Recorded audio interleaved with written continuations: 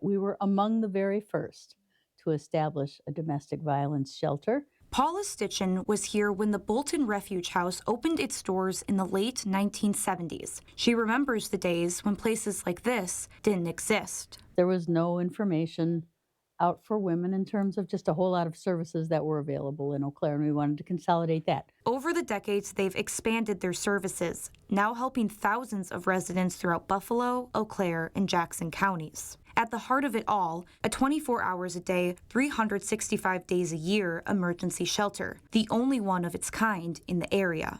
Not just in Eau Claire County, but in the full greater Chippewa Valley. Each year, more than 150 women and children come through their emergency shelter's doors. When we visited, 15 beds were in use, beds now on the brink of closing. It's very fragile. Where we are sitting is very fragile. In the past, Wisconsin's DOJ awarded the Bolton Refuge House $250,000 a year from the Victims of Crime Act. A federal cap has now limited how much individual organizations can receive in Wisconsin. This year, Bolton was awarded just $90,500. Wisconsin's Act 241 has helped provide a financial cushion while they deal with the cuts, but that act is set to expire this June. If we don't see something different shortly that's going to address the loss in June of those monies, that's where we can sit with having to make some critical decisions. Like potentially reducing or cutting some victim services, including the shelter. The least